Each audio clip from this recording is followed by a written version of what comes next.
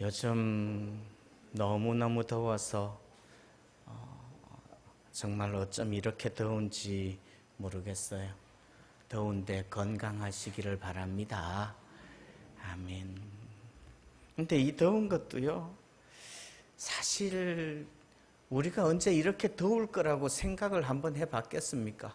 근데 갑자기 이렇게 더운 날씨들이 우리에게 다가오기도 하고, 오늘 설교 제목 계획과 변수라고 적었는데요, 우리가 계획을 하고 또 어떤 계산을 하고 어떤 예상을 하고 우리 사는 게 그대로 다 되던가요? 내 계획대로 돼요? 참 내 계획대로 되지 않는 경우들이 너무너무 많아요. 갑자기 돌발 상황들이 생기고, 그리고 그 돌발 상황이라는 것이 그냥 장난처럼 생기는 것이 아니라 아주 큰 덩어리로 다가오면요, 우리 두려워지고 무서워지고 오금이 저리게 되어지고 그런 상황들이 생긴다는 말이에요.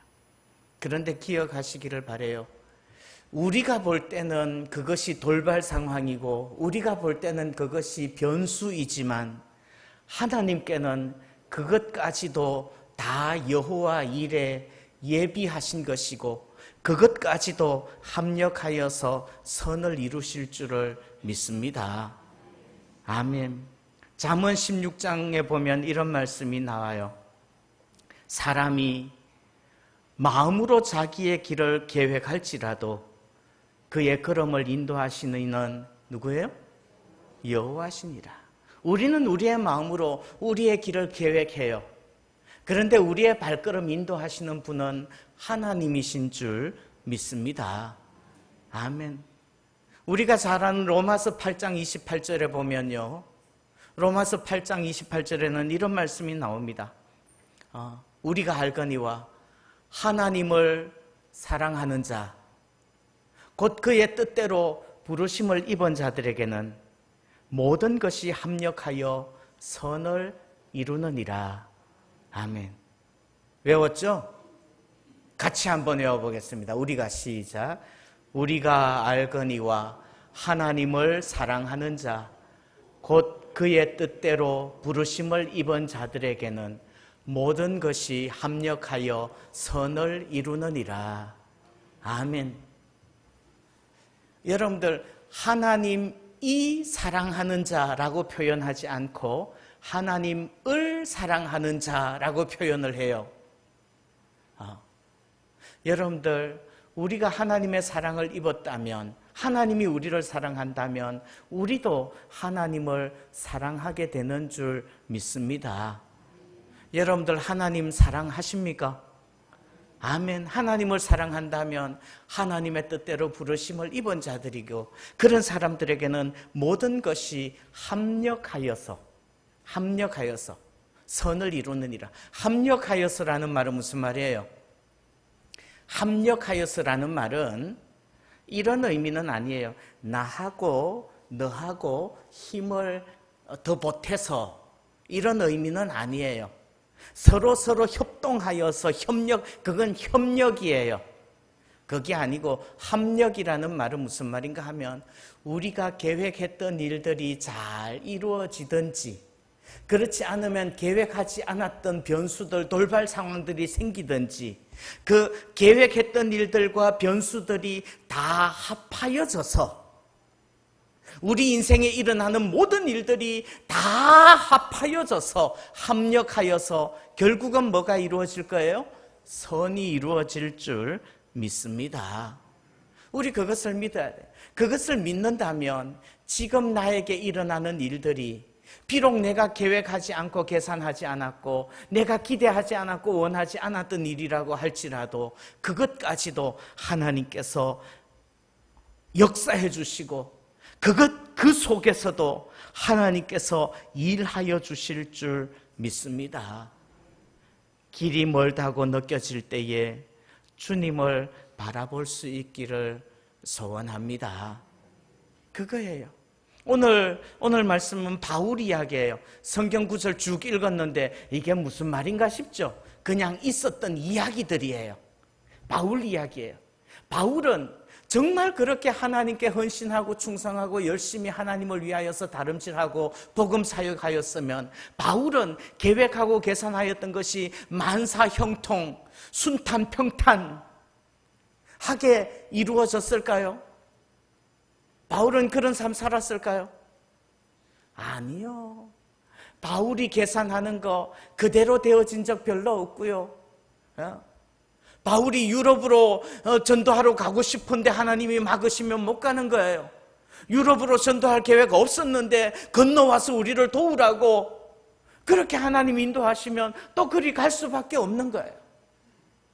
그것이 바울의 삶이었다는 말이에요.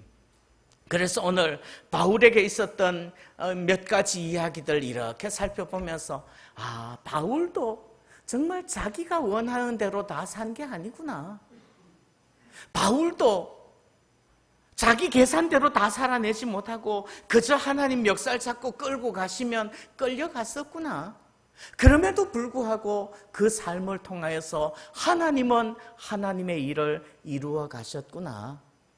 이거 살펴보기를 원해요. 바울의 저기 앞에 있었던 이야기는 차치하고요. 이제 바울이 1차, 2차, 3차 전도여행 끝나고 마지막 로마로 가는 길, 그 길 한번 좀 살펴보고 싶어요. 여러분들, 원래 바울은 마지막 선교의 종착점을 어디라고 생각했게요? 바울이 정말 가고 싶었던 데는 로마예요. 로마에 가서 복음을 전하고 그리고 그 로마를 거쳐서 저기 어디까지요? 서바나까지. 서바나는 지금으로 하자면 어딘가요? 스페인이요, 스페인. 스페인까지 가서 복음 전하기를 원했어요. 바울이 가고 싶었던 데는 결국은 로마예요. 로마예요. 그런데 1차, 2차, 3차 전도 여행 마칠 때쯤 되니까 하나님께서는 어떻게 하셨게요? 여러분들 한번 찾아보세요. 사도행전 20장. 사도행전 20장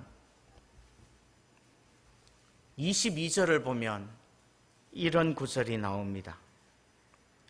보라, 이제 나는 성령에 매여 예루살렘으로 가는데, 바울이 지금 이제 로마로 가겠다는 거예요? 예루살렘으로 가겠다는 거예요?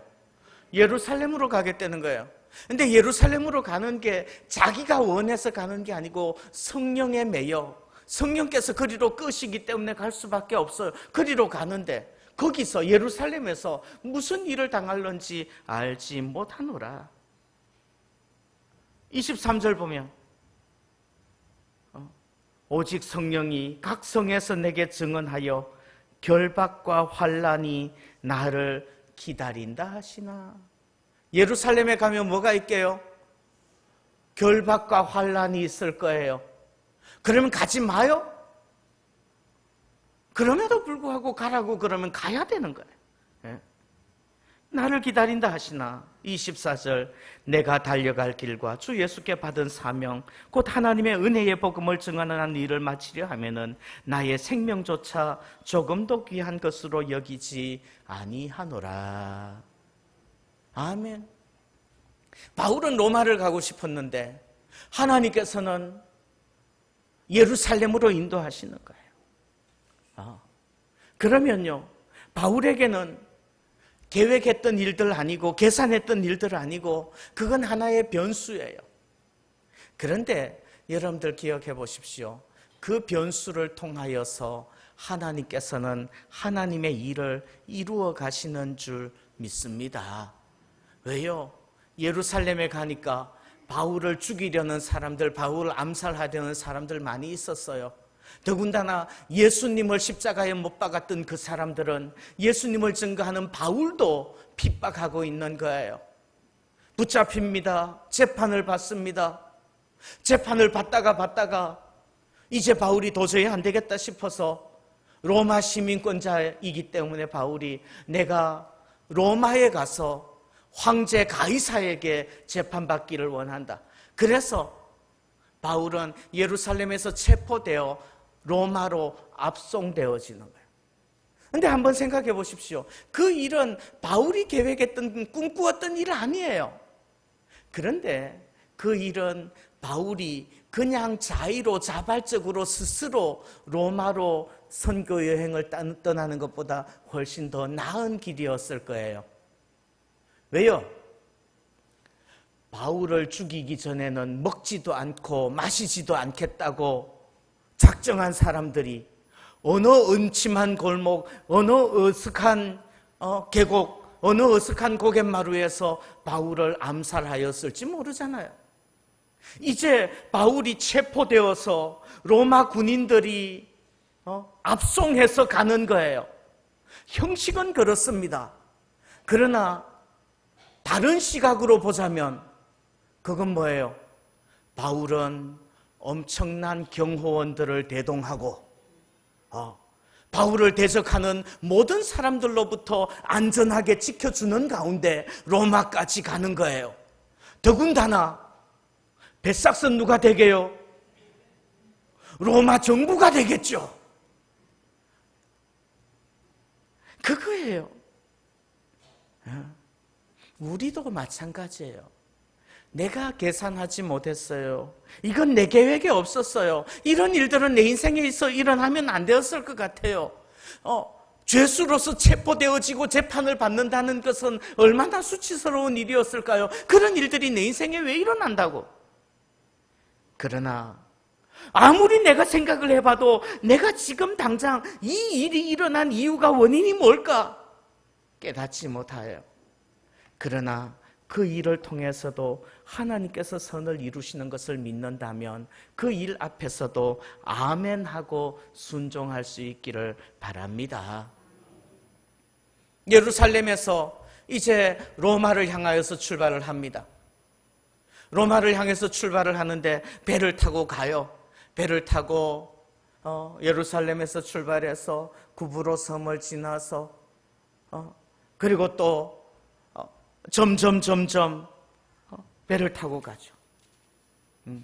그런데 배 타고 가는 항해가 바울의 마음대로 될까요? 사도행전 오늘 28장을 읽었는데 27장부터의 이야기를 보면 이런 이야기가 나요. 27장 9절부터 보시면 이렇게 말씀합니다. 여러 날이 걸려 금식하는 절기가 이미 지났으므로 항해하기가 위태한지라. 바울이 그들을 권하여 말하되 여러분이여 내가 보니 이번 항해가 하물과 배만 아니라 우리 생명에도 타격과 많은 손해를 끼치리라 하되 백부장이 선장과 선주의 말을 바울의 말보다 더 믿더라. 그 항구가 겨울을 지내기에 불편하므로 거기서 떠나 아무쪼록 베닉스에 가서 겨울을 지내자 하는 자가 더 많으니 베넥스는 그레데 항구라. 한쪽은 서남을 한쪽은 서북을 향하였더라. 남풍이 순하게 불매 그들이 뜻을 이룬 줄 알고 닻을 감아 그레데 해변을 끼고 항해하더니 얼마 안 되어 섬 가운데로부터 유라굴로라는 광풍이 크게 일어나니 배가 밀려 바람을 맞추어 갈 수 없어 가는 대로 두고 쫓겨가다가 가우다라는 작은 섬 아래로 지나 간신히 거루를 잡아 끌어올리고 줄을 가지고 선체를 둘러감고 스로디스에 걸릴까 두려워하여 연장을 내리고 그냥 쫓겨가더니. 자, 한번 생각해 보십시오. 지금 예루살렘에서 어디를 향해서 가고 있어요? 로마를 향해서 가고 있어요. 지도에서 이렇게 머릿속에 그려보면 예루살렘과 로마가 방향이 어디쯤인가요? 혹시 그런 그 지도 띄워줄 수 있나요? 예. 저기 오른쪽 밑에가 예루살렘이에요. 그리고 왼쪽 위에가 로마죠. 이탈리아 반도 정강이쯤에 있습니다. 그리고 오른쪽 가운데에 있는 섬이 무슨 섬이에요? 그레데 섬이에요. 그레데 섬.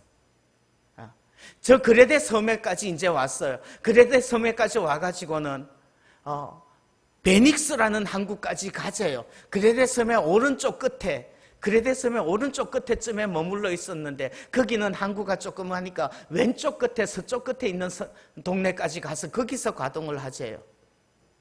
바울이 말을 하는데 바울은 뭐라고 말해요? 여기서 떠나지 맙시다. 오른쪽 끝에 있을 때 떠나지 맙시다. 왼쪽까지 가는 거 우리 지도에서 보기는 조그만 것 같지만요, 굉장히 멀어요.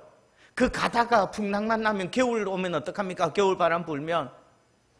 그래서 가지 말자고 그러는데 바울이 말빨이 먹혀요?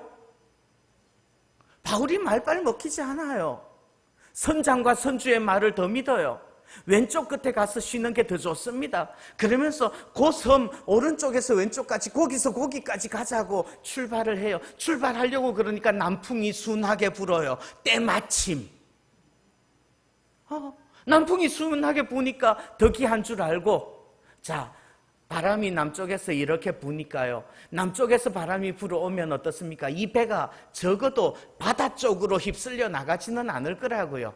그러면 그 해변을 끼고 이렇게 찬찬히 가면 되는 거예요. 이제 겨울이 다가오지만 위험하지 않을 것 같아요. 겨울 바람 부는 계절이 돼도 왜 위험하지 않을 것 같아요? 빨리 겨울 되기 전에 좀 쉬기 편한 데까지 가서 쉬자고 그래요. 거기까지 가는데 무슨 일이 일어나요? 유라굴로라는 광풍이 일어납니다. 유라굴로라는 광풍이 섬 가운데로부터 불어내려요. 북동풍이 부는 거예요. 남풍이 변하여서 북동풍이 되었습니다. 북동풍이 부니까 어떻게 됩니까? 그 광풍이 부는 대로 그냥 쫓겨가다가, 그냥 쫓겨가더니, 쫓겨가요. 쫓겨가서 어디까지 갑니까? 저기 왼쪽 밑에 있는 멜리데 섬까지 쫓겨가는 거예요. 거기가 멜리데예요. 이탈리아 반도 밑에 시실리 섬이 있고요. 그 시실리 섬 밑에 멜리데라는 조그만한 점처럼 붙은 섬이 하나 있는데요. 요즘은 몰타라고 부르죠. 몰타 들어보셨습니까? 관광지 아주 좋은데 몰타예요. 멜리데 섬까지 쫓겨가는 거예요. 이건 바울의 계산 속에 있지 않았던 거예요. 그런데 한번 생각해 보십시오. 지금 바울의 목적지가 어디예요? 예루살렘에서 출발해서 어디로 가려고 그런다고요? 로마까지 가려고 그러는 거예요. 그레데에서 조금 옮기려고 그러다가 어디까지 갔어요? 멜리데까지 갔어요. 이 풍랑 2년 하여서 더 빨리 갑니다. 하나님의 뜻은 그런 거예요. 내 계획과 내 계산 속에 다 들어있지 않지만 하나님께서는 꾸준히 하나님의 뜻을 이루어 가신다는 것을 믿습니다. 그래요. 오늘 28장 1절 거기에 도착해서 보니까 멜리데예요. 그러면 하나님께서 왜 거기 멜리데까지 이 바울 일행을 이끌어 들이셨을까요? 멜리데 섬에서 있었던 이야기는 어떤 이야기들이에요?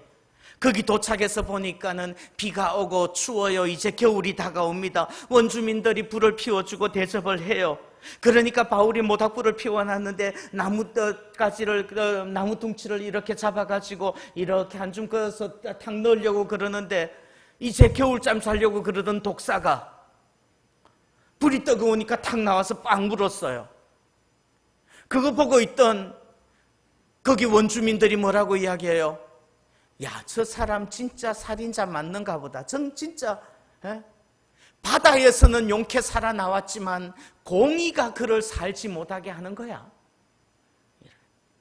그런데 꽉 물렸는데 바울이 어떻게 해요? 독사래요. 그 사람들이 독사인지 아닌지, 독사인지 물뱀인지 그거 분간 못했을지 않았을 거예요. 진짜 독사라고요. 물렸는데 바울이 떼가지고 툭 집어넣고 이렇게 있으니까 사람들이 이제 곧 쓰러지든지 죽든지 해야 되는데 멀쩡하거든요. 멀쩡하니까 마음을 바꿨어요. 뭐라고 이야기해요? 신이다. 그러니까 그 동네 추장 보블리오가 영접을 해요. 대접을 합니다. 그러는 중에 보블리오의 장인이, 부친이, 옛날 성경에는 장인이라고 되어 있었는데 부친이 28장 8절 열병과 이질에 걸리니까 바울이 들어가서 기도하고 안수해서 낫게 합니다. 그 섬 가운데 다른 병든 모든 사람들이 다 끌고 나와서 기도를 받고 고침을 받습니다. 자, 이 일들을 할 때에 바울이 복음 전하지 않고 고쳐만 줬을까요? 아마 기도해주고 예수 믿어야 된다고 복음 전했을 거예요. 어쩌면 하나님께서는요, 그 멜리데의 토인들, 멜리데의 원주민들, 그 사람들을 구원하기 위하여서 바울을 거기까지 끌어다 놓았지는 않았을까요? 예? 우리가 생각할 때는 풍랑을 만나는 것도 변수고요, 또 독사에 물리는 거, 이런 건 바울의 계획에 없었던 거예요. 그러나 풍랑을 만나서 멜리데까지 가고 독사에 물려서 그 일들을 겪으면서 바울의 말빨이 더 먹혀들지는 않았을까요? 그런 모습들을 보여줄 때 어쩌면 이런 우연과 변수들을 통하여서 하나님의 역사가 이루어지는 줄 믿습니다. 아멘. 이런 일들은 한두 가지가 아니에요. 우리나라 선교 초기에도 그런 일들이 얼마나 많았습니까? 그냥 성경 한 권, 한문으로 된 성경 한 권, 아버지가 어디 가서 장사하다가 받아온 거, 그거 읽다가 은혜 받아서 한국 최초의 교회가 세워지는 거예요. 소래교회. 예. 지금도 총신대신대원에 가면 소래교회 모델이 서 있어요. 재현해 뒀어요. 예. 그러면 이제 바울이 로마에 가면 계산대로 다 될까요? 바울이 로마에 갔는데요, 로마에 가면 빨리 재판 마치고 무죄로 석방되어서 바울이 그 로마시를 돌아다니면서 온 도시의 방방곡곡의 구석구석마다 복음을 전해야 되는 거 아니에요? 근데 로마에 갔더니 재판이 얼마 동안이나 되어지게요? 28장 30절 보십시오.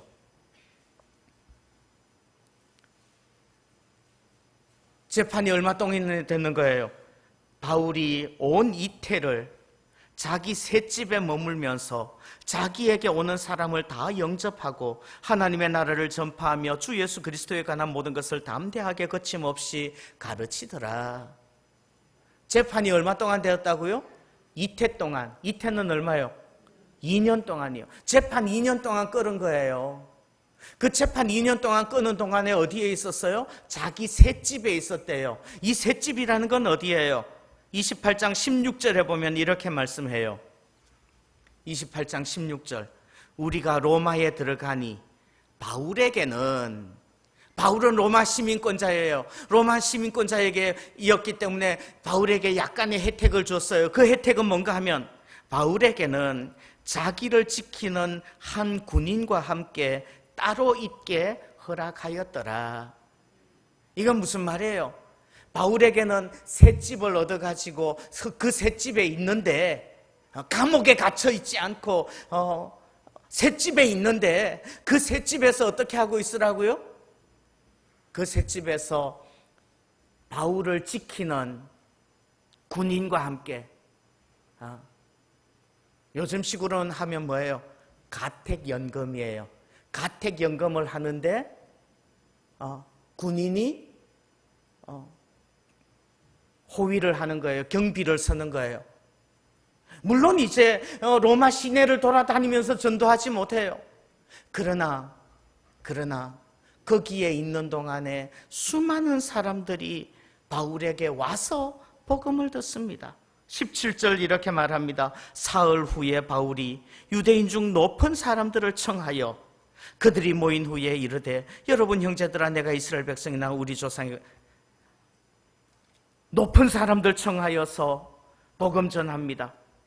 23절, 그들이 날짜를 정하고 그가 유숙하는 집에 많이 오니 바울이 아침부터 저녁까지 강론하여 하나님의 나라를 증언하고 모세의 율법과 선지자의 말을 가지고 예수에 대하여 권하더라. 그렇게 권하는데 24절, 그 말을 믿는 사람도 있고 믿지 아니하는 사람도 있었답니다. 어쨌든 바울이 그 셋집에 있으면서 복음을 전하는 거예요. 높은 사람들 불러다가 전합니다. 높은 사람들만 와요? 아니요. 바울이 로마 거기에 있을 때에 거기에서 전도한 사람 하나 있죠. 오네시모요. 오네시모. 오네시모 어떤 사람이에요? 도망친 노예예요. 도망친 노예. 신분으로 따지면 아마 세상에서 가장 낮은 신분, 그냥 노예도 아니고 도망친 노예면 어떤 신분인 거예요? 그 사람에게도 가장 높은 사람부터 가장 낮은 사람까지 바울은 복음을 전하는 거예요. 가이사의 집 사람들 중에 몇 사람도 안부를 한답니다. 예. 황제의 친척들에게도 복음을 전하는 거예요. 예. 자, 생각해 보십시오. 바울이 예루살렘으로 가는 거 계획에 있었던 일 아니에요. 예루살렘에 가서 재판을 받고 죄수로서 압송되어지는 것 계획되어졌던 거 아니에요. 풍랑 만나는 거 계획되었던 일이 아니고요. 멜리데까지 가는 것도 계획되었던 일 아니에요. 로마에 가서 그렇게 감옥에 갇혀 있는 거 그것도 계획한 일 아니에요. 그러나 그런 변수들, 그런 돌발 상황들, 그것들 다 합력하여서 선을 이루시는 줄 믿습니다. 우리의 인생에는 이러한 일들이 안 일어날까요? 부지기수로 일어나는 거예요. 그저 그냥 조그만한 일이면요, 웃어 넘길 수 있어요. 우리 중고등부 이번에 수련회 저기로 가기로 했는데 계획이 변경돼가지고 다른 데로 갔어요. 그 정도 일이면 뭐 까이꺼 아멘 할렐루야 그러고 지나가면 될 거예요. 물론 그것도 왜 이런 일들이 일어나지 이렇게 생각하면 한도 끝도 없을 거예요. 이 일을 통해서도 하나님이 뜻을 이루어 주실 거야. 아멘. 그러면 더 좋은 곳으로 인도해 주실 줄 믿습니다. 그런데 그런 조그마한 일들이 아니라 정말 심각하고 큰 일들이 우리에게 생긴다면 그때는 어떻게 해요? 그때에 정말 우리의 믿음이 증명되어질 수 있기를 소원합니다. 하나님 아버지 앞에서 그냥 내가 편안하고 인생이 내 계획대로 되어지고 내 삶이 순탄하고 순조롭고 평탄할 때만 아니라 내가 계획하지 않았던 유라굴로가 다가오고 풍랑이 치고 그 풍랑 가운데서 어떻게 할 수가 없어서 그냥 바람 부는 대로 쫓겨가더니, 그 말이 무엇을 의미하는지 이해가 가요? 내가 할 수 있는 게 아무것도 없어. 내가 할 수 있는 게 아무것도 없어서 그냥 쫓겨가는 거예요. 그저 내가 할 수 있는 것은 그루를 잡아서 올리고 닷줄을 끊어버리고 배에 있는 거 무거운 것들 다 던져버리고 그것밖에 할 수가 없네요. 그때에 살아계시고 역사하시는 하나님을 믿을 수 있기를 바랍니다. 하나님께서 이 일까지도 합하여져서 선이 이루어지게 하실 줄 믿습니다. 아멘. 줄여서 뭐라고요? 합력하여 선을 이룰 것입니다. 아멘. 그거 믿어야 돼요. 그런 일들은 나에게만 일어나는 것이 아니라 우리의 자녀들이 또 우리가 속한 단체들이 이 모양으로 저 모양으로 일어날 수 있어요. 그때마다 하나님께서 내 삶을 붙잡으시고 인도해 주실 줄 믿으시기를 바랍니다. 기도하겠습니다. 하나님 아버지, 내 가는 길이 내 생각대로 내 계획대로 되어지지 않고 길이 멀다고 느껴질 때에 주님을 바라게 하옵소서. 내 삶 속에서 역사하시는 주님을 발견하게 하여 주옵소서. 하나님 아버지, 그저 순탄하고 평탄할 때는 깨닫지 못하였을지라도 힘들고 어려울 때, 내 계획대로 되지 않는 유라굴로가 불어올 때에, 그때에는 담대히 두려워하지 말고 놀라지 말고 우리와 함께 하시는 임마누엘 주님 바라볼 수 있도록 믿음을 더하여 주옵소서. 하나님, 우리의 삶의 모든 것 합력하여서 선을 이루시는 하나님, 오늘도 하나님께서 의로우신 오른손으로 우리를 붙잡아 주실 줄 믿사옵고 예수님의 이름으로 기도하옵나이다. 아멘.